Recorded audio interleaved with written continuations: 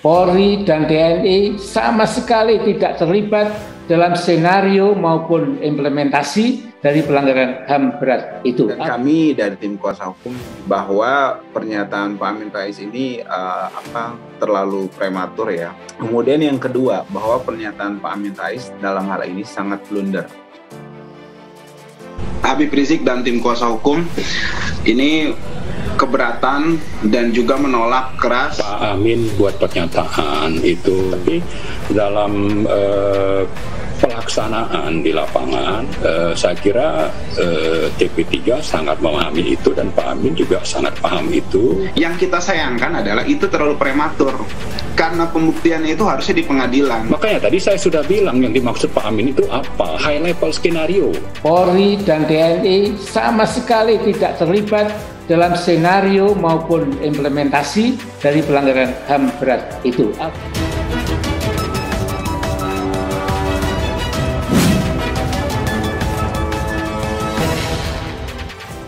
Hubungan Ketua Majelis Syuro Partai Umat Amin Rais dan kubu Habib Rizik Syihab atau HRS meruncing. Polri dan TNI sama sekali tidak terlibat dalam skenario maupun implementasi dari pelanggaran HAM berat itu. Pangkal permasalahannya adalah pernyataan Amin Rais soal kasus kilometer 50 yang dianggap blunder dan menguntungkan pihak lawan. Jejak hubungan Amin Rais dengan kelompok Habib Rizik Syihab sebenarnya terbilang mesra. Amin Rais kerap menghadiri demo berjilid-jilid yang digelar oleh kubu Habib Rizik. Selain itu, Amin Rais dan kubu Habib Rizik berada di lingkaran yang sama saat mendukung Prabowo Subianto dan Sandiaga Uno pada Pilpres 2019. Saat Habib Rizik tiba di Indonesia, Amin Rais pun langsung menyambangi kediamannya. Namun, hubungan hangat Amin Rais dan kelompok Habib Rizik itu seolah memudar belakangan ini. Tim pengacar Habib Rizik menyampaikan ketidaksetujuannya atas pernyataan Amin Rais yang dinilai terlalu prematur. Berikut kami ulas sejak hubungan Amin Rais dan Habib Rizik. Hubungan Amin Rais dan Habib Rizik relatif cukup lama. Namun, agar tidak terlalu jauh, jejak hubungan keduanya akan diulas sejak Habib Rizik kembali ke Indonesia. Saat itu, sejumlah tokoh berdatangan ke Petamburan. Salah seorang diantaranya adalah Amin Rais. Amin tiba di kawasan kediaman Habib Rizik Rabu 11 November 2020. Amin tampak mengenakan batik bercorak putih tanpa berbicara sepatah kata pun. Amin langsung berjalan kaki masuk ke rumah Habib Rizik alias Lonong Boy gitu. Ya, begitulah Mbak Amin ini. Selalu merasa menjadi tokoh paling penting di negeri ini. Seolah-olah hanya dia yang paling mengerti, makanya dia selalu bertindak seenak udalnya sendiri. Marwan Batubara membocorkan isi pembicaraan Amin Rais dan Habib Rizik. Iya, kita sengaja minta waktu khusus Pak Amin untuk bertemu dan menyampaikan selamat datang ke Habib Rizik. Seperti itulah, kata Marwan di Jalan Petamburan 3 Tanah Abang, Jakarta Pusat. Marwan menjelaskan tidak ada pembicaraan khusus antara Amin Rais dan Rizik. Menurut dia, Amin datang ke Petamburan hanya untuk menyambut Rizik. Kemudian, saat pemerintah melarang FPI, Amin Rais merupakan tokoh yang vokal menyampaikan kritik. Amin menyebut keputusan pemerintah itu telah menghabisi demokrasi Indonesia. Nah, 30 Desember kemarin ada peristiwa yang lebih dahsyat lagi, yaitu FPI dibubarkan dengan SKB 3 menteri dan badan-badan tinggi lainnya. Jadi yang tanda tangan surat keputusan bersama itu adalah Menteri Dalam Negeri, Menteri Komunikasi dan Informatika, Menteri Hukum dan HAM, kemudian yang lainnya adalah Kapolri, Jaksa Agung, dan Kepala Badan Nasional Penanggulangan Terorisme.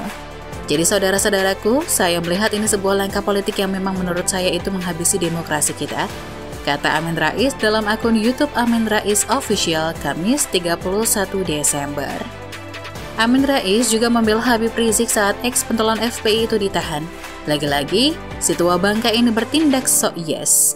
Amin Rais menyambangi Barreskrim Polri guna menyerahkan surat untuk Kapolri Jenderal Idham Aziz yang berisi pernyataan siap untuk menjadi penjamin penangguhan penahanan HRS. Namun, karena mungkin dinilai tak penting, maka Kapolri memilih pergi daripada menemui gerombolan pengacau tua. Namun, bukan Amin Rais namanya kalau tak ngeyel. Beliau ngotot ingin ketemu siapapun wakil dari Kapolri, hingga akhirnya menuju Divisi Humas Polri. Namun sayang, tampaknya Kepala Divisi Humas pun enggan menemui dan pergi. Kasihan sekali mereka. Akhirnya mungkin karena malas melihat mereka berlama-lama di Mabes Polri, staf Divisi Humas pun menemui mereka. Selanjutnya, saat terjadi insiden kilometer 50, lagi-lagi Mbah Amin merasa berpengaruh. Ia bersama geng konyolnya membentuk tim pengawal peristiwa pembunuhan atau TP3 terkait tewasnya 6 anggota Laskar Front Pembela Islam di tol Jakarta Cikampek kilometer 50. Dalam pernyataan sikapnya, TP3 saat itu menilai polisi telah melampaui kewenangannya sehingga menyebabkan 6 anggota Laskar FPI tewas. TP3 meyakini yang terjadi adalah pembunuhan dan pembantaian yang patut diduga telah direncanakan sebelumnya. Sebaliknya, TP3 menilai apapun alasannya, tindakan aparat polisi tersebut sudah melampaui batas dan di luar kewenangan.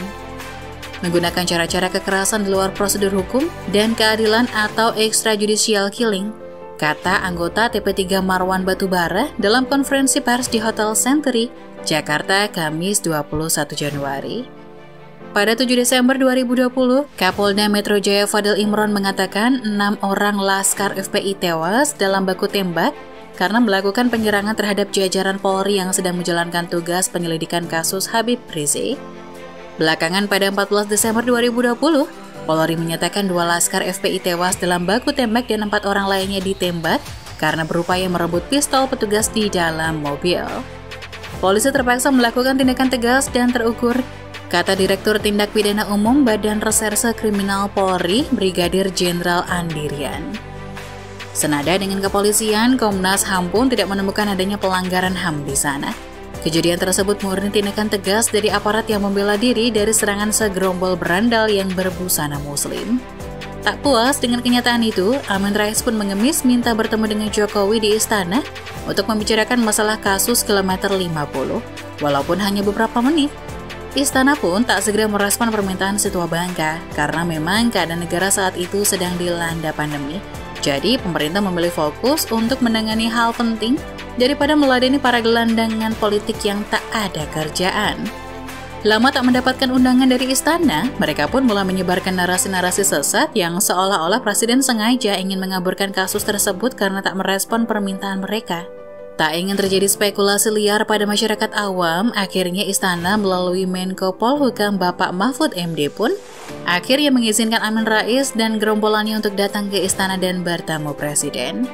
Geng TP3 pun girang bukan kepalang bisa masuk istana. Bermodalkan, pokoknya kami yakin, mereka pun datang ke istana. Namun apa yang terjadi? Ternyata yang disampaikan mereka sama sekali tak ada yang penting. Hanya bualan dan imajinasi liar mereka saja, dan tentunya disertai sedikit aroma agama. Amin Rais pun mengatakan apabila melakukan dosa maka akan masuk neraka jahanam. Namun saat ditanyakan apa dasar mereka meyakini telah terjadi pelanggaran HAM berat, mereka tak dapat menunjukkan bukti apapun. Mereka hanya modal ngotot saja. Pokoknya kami meyakini dan semua orang harus ikut meyakini hal tersebut. Konyol. Lucu sekali memang. Tak butuh orang lanjut usia jika hanya untuk mengatakan itu. Anak saya yang belum sekolah juga tahu jika kita melakukan dosa maka akan masuk neraka. Merasa gagal dan dipecundangi oleh istana, dalam pertemuan tersebut, mereka lantas menyusun bukti dan keterangan para saksi yang menurut mereka kredibel dalam sebuah buku yang diberi nama Buku Putih dan diluncurkan belum lama ini secara live streaming atau siaran langsung. Dalam peluncuran buku tersebut, Amin Rais membeberkan sedikit isi dari buku putih yang intinya, TNI Polri tidak terlibat dalam kasus kilometer 50. Namun lucunya ia tetap berasumsi jika itu adalah pelanggaran HAM berat. Padahal seperti kita ketahui, pelanggaran HAM berat itu melibatkan aparat secara terstruktur dan sistematis. Lah ini sudah mengakui tidak ada keterlibatan aparat baik TNI ataupun Polri, tapi masih aja ngotot pelanggaran HAM berat. Kocak. Peluncuran buku putih ini sempat diwarnai insiden memalukan. Seakan-akan Tuhan tengah mempermalukan mereka yang sok suci dan senang menjual agama. Salah satu peserta Zoom meeting terdengar sedang memutar video enak-enak yang suaranya terdengar jelas. Videonya sudah kami pernah buat, jadi untuk yang penasaran bisa melihat di video kami sebelumnya. Disinilah awal mula pertikaian antara Habib Rizik dan Amin Rais. Habib Rizik Syihab tak terima dengan pernyataan Amin Rais yang menyatakan TNI Polri tidak terlibat dalam kasus kilometer 50 terlalu prematur. Menurut Rizik, pernyataan Amin Rais tersebut sangat blunder. Pendapat Rizik itu disampaikan melalui kuasa hukumnya Aziz Yanuar. Rizik disebut menolak keras pernyataan Amin Rais bahwa pernyataan Amin Rais terlalu prematur. Karena itu urusannya nanti saat pembuktian di pengadilan HAM. kata Aziz dalam maklumat tim advokasi Habib Rizik Syihab yang diunggahnya melalui WhatsApp Story Senin 19 Juli. Rizik menilai pernyataan Amin Rais sangat blunder. Menurut dia, hal itu dapat merugikan korban dan keluarga 6 anggota Laskar FPI yang tewas dalam kasus Kilometer 50. Karena merugikan tim dan korban serta keluarganya, sebaliknya untungkan pihak lawan, lanjutnya. Eits, kok jadi ada untung dan rugi ya? Jadi mirip pedagang saja yang selalu memikirkan untung dan rugi. Atau jangan-jangan kasus ini memang sengaja dibuat untuk diperdagangkan dengan tujuan mencari keuntungan? Aziz mengungkapkan, Rizik berpendapat bahwa pernyataan Amin Rais bisa jadi bumerang bagi TP3. Selain itu, pernyataan Amin Rais bisa dinilai kontraproduktif. Bahwa pernyataan Amin Rais jadi bumerang bagi TP3 karena Amin Rais ada dalam tim TP3 dan pernyataan tersebut bisa menguatkan skenario rezim via polisi bahwa tragedi Kilometer 50 hanya pelanggaran kriminal biasa, tutur Aziz. Bahwa pernyataan Amin Rais kontraproduktif sehingga jadi celah dimanfaatkan lawan, sehingga rezim via Menko Polhukam Mahfud MD langsung kesenangan dengan pernyataan Amin Rais tersebut. Lanjutnya, benar sekali, tak pakai lama Prof. Mahfud segera merespon pernyataan Amin Rais dalam buku putih tersebut. Terima kasih Pak Amin atas sportivitasnya mengumumkan temuan TP3 tentang terbunuhnya 6 Laskar FPI bahwa tidak ada keterlibatan TNI Polri, tulis Mahfud MD lewat Twitter Kamis 8 Juli. Artinya, peristiwa bukan pelanggaran HAM berat, melainkan kejahatan biasa. Pelanggaran HAM berat itu melibatkan aparat secara terstruktur dan sistematis. Tambahnya, Rizik juga berpendapat bahwa kemungkinan keterlibatan TNI Polri dan BIN dalam kasus itu masih besar, mengingat selama ini dugaan sejumlah jenderal terlibat masih ada.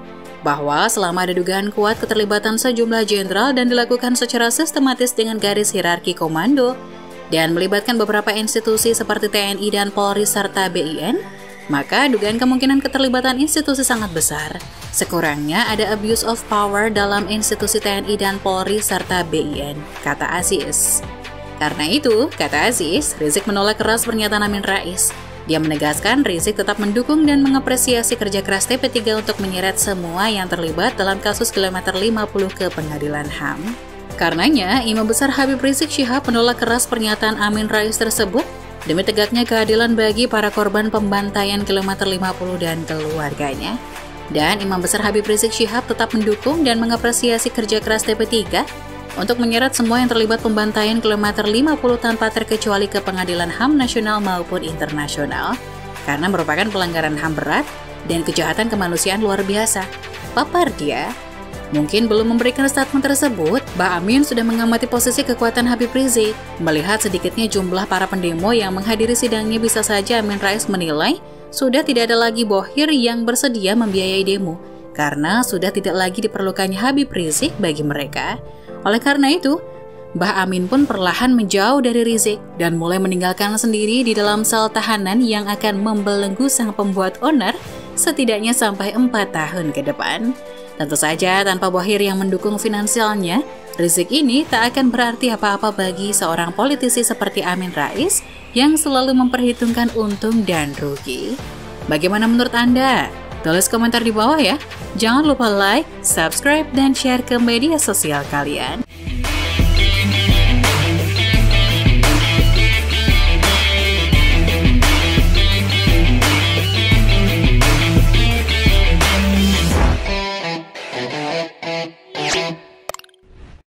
Jangan lupa untuk subscribe dan nyalakan lonceng notifikasinya.